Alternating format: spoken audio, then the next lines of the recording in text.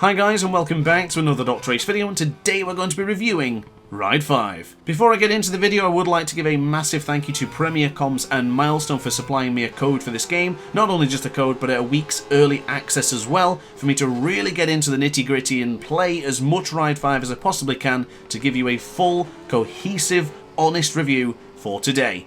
So the way I'm going to break down this review is I will start with the gameplay, the graphics, the physics, and the feeling of the bikes here in Ride 5. We'll move over to the career mode and I'll show you what's new compared to the 2020 installment of Ride 4. We'll discuss the editor, the familiar editing section which you've seen in other games, but it has been improved, all of the bikes, all of the tracks, and everything else that's been added to Ride 5.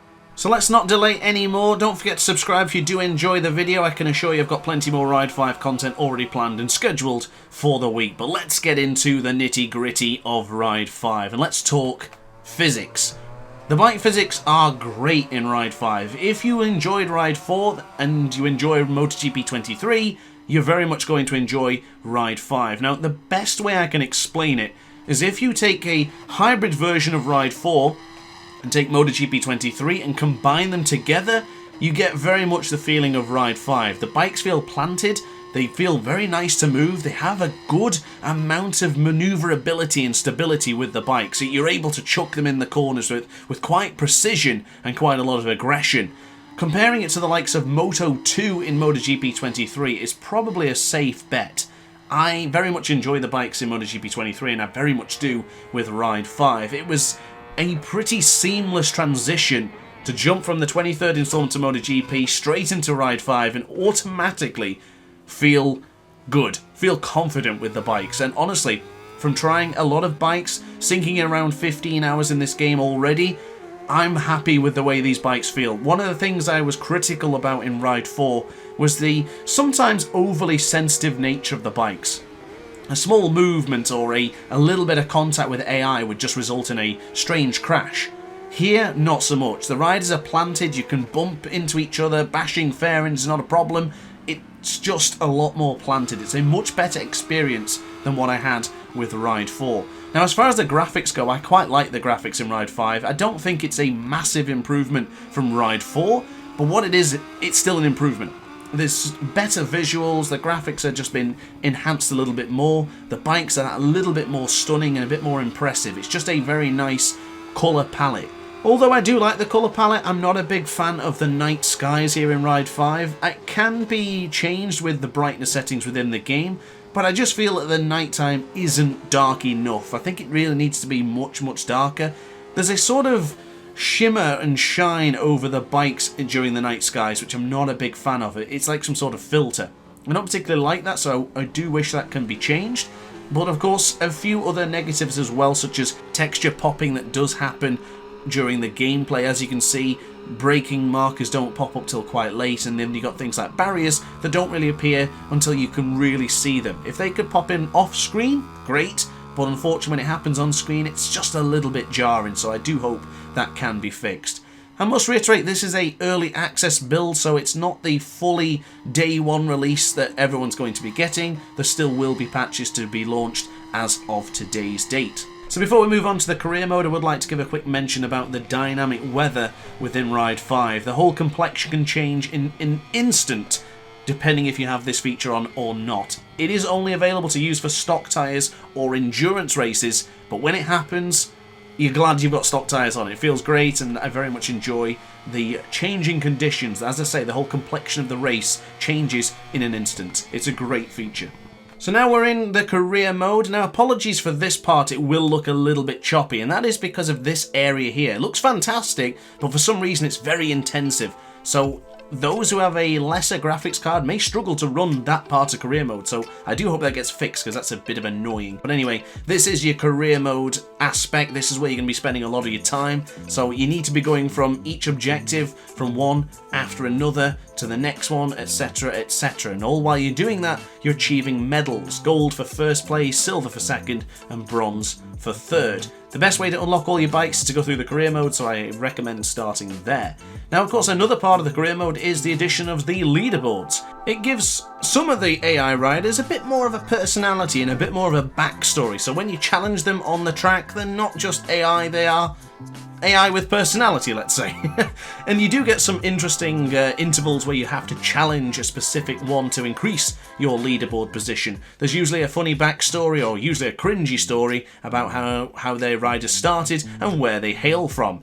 Not a massive fan of it, but it does break up the monotony of just doing regular career mode. So yeah, that is a feature for the leaderboard. Now, of course, speaking about personality, the most important thing about that is making your own personality come through within the game. So from choosing your name, your number, your nationality, which body you use, and which face, it all adds to the experience about making your rider yours. From choosing the rider style, what sort of lean angle you do, what sort of breaking leg style you have, are you one of the more fashionable new riders where you stick your leg out, or if you're not. A plethora of helmets to choose from. A lot of these were already seen in Ride 4, but there is brand new additions. Don't forget you can customize your own, which we'll get to later. Lots and lots of suits to choose from. Nothing particularly new. Core-Tech has been added and maybe a few of the extra Jimoto ones, but ultimately I'd like to see more and a better selection of colours. I do find that a lot of the parts in Ride 5 and 4, a lot of the colours are generally the same. It's either blue, white or red. I'd like to see some extra colours in there, some really bright colours to really make the personality yours. Now, of course, as mentioning about the helmets editor, you can do a lot of the editing yourself. So if you have the skills, if you have the desires to make your own stickers, to make your own designs, you can do so within the in-game editor. If you're familiar with the in-game editor, you will know that in the previous game you could only have 1,000 layers to choose from. Ladies and gentlemen, that is a thing of the past. You now have 2,000 layers to really allow your personality, designs and creativity to shine within Ride 5. Personally, I can't wait to see what is available on the online section, and I certainly can't wait to see what the aces can produce as well. But importantly now, we must discuss the BMWs can be edited. Ride 4, that was not a thing. You can customize any BMW within the game. So this is me creating the 50 years anniversary yellow livery that they had on the M1000RR last year. And of course, the question that everybody wants to know, yes, the brand new M1000RR can be edited, and yes, you can place stickers on the wings. I know that was a question that a lot of people had, so there you go, that is the evidence there.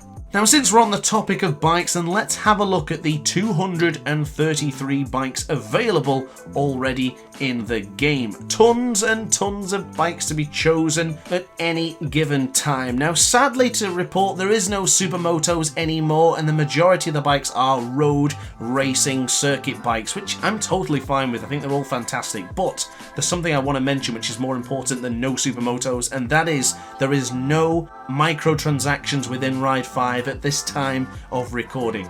The ecosystem is fine the way it is, whether you earn the credits from doing races online, endurance modes, time trials, career mode. It is fine as it is. Milestone, please don't change a thing. I'm happy to earn the in-game credits. Please don't allow microtransactions to take over this fantastic game. But moving on to the track selection, there is a few absentees such as Phillip Island and Macau that didn't make the cut from Ride 4, but ultimately a lot of those tracks from Ride 4 are in this game, and there's a few additional tracks as well, which I'm very keen to really sink my teeth into. But there is one thing that I'm really keen about, and that is the Race Creator game mode. This is a game changer for me as a person who makes content, and for you who just wants to personalise your own experience while in playing Ride 5. For the first time ever, we can create championships here in Ride 5. This is for single player only for now, but the option to really create your own championship and just to dive in and really customize it yourself is fantastic. So from choosing the style of the mode, the amount of riders, you can have up to 20 riders, number of events all the way up to 25, change the point distribution. I always go for something similar to what is like MotoGP, for example. Choose the qualifiers and then choose the rest of the settings as well. Now, of course, choosing the bikes is what I'm going to get into in a minute, and this is the most exciting part, but I want to give you a full rundown of the Race Creator game mode. So choose your bike type, choose the laps, choose the AI difficulty. I always have it up on maximum difficulty. Change the AI aggressiveness, something I want to talk about in more detail towards the end of the video, and choose your preference regarding the collisions, etc. Choose your riding aids, and then let's crack on with the most important part, and that is this. You can choose which rider takes part within your championship. And the best bit is you can choose which bike they use. And you can choose a livery that you have made yourself. So if you want to recreate British Superbike, if you create every single bike livery, you can put at least one rider on every single bike. So for example, because I've not made any liveries, I'm going to just show you a helmet. I'm going to give this to the AI rider and he can have my helmet. We could effectively create a full British Superbike, a Moto America Championship, Superbike, anything you want to within Ride 5, and I think it's fantastic. It's a really great addition and I'm super keen on the idea of this one. I'm giving you just the basics here. What you can do and what you want to choose is entirely up to you. So for now, I'm putting everyone on M1000RRs. I can customize all the liveries and customize their leathers and suits, etc. and choose it how I want to have it. It's awesome. It's really great. And of course, endurance mode is still here in Ride 5. You can have all the way up to 24 hours, or you can have as little as 20 minutes in an endurance. Of course, you can then choose the type of weather that you want and everything else included. But I will look at the weather in a more detailed description in a moment. I just want to give you guys the full rundown of everything you can see on screen right now. But this is the part I want to talk about. This is the dynamic weather sequence, so you can choose your time, you can have how long the time will go. So if you want it to be 24 hours every other 5 minutes, you can do that. But that's this bit. This is great. Customize the weather sequence how you want to do it. So if you want it to start rainy and then jump really cold and dry afterwards, you can do that. If you want it to be cloudy all the way through, then just have rain right at the end, you can do that. There's options galore and it's entirely up to you how you do it. And speaking of Ride 5 doing things right, this is the time trial. In Ride 4 I did find that the leaderboards weren't enough. There was a lot of things that were categorized together and there wasn't really opportunities to really be creative with the leaderboards, because you'd always find a certain bike or something would be dominating one leaderboard, and if you used a different bike and it happened to fit the same criteria, unfortunately you'd never get a decent position. So I like the way it's labelled out and listed here in Ride 5. I think the opportunities to really delve in and get some leaderboard times is much more interesting. So something to put in as well, I actually didn't know where to put this part of the video, so I'm putting it here. These are all the riding aids for anyone who needs to know. I have mine on just Pro with everything on manual or deactivated.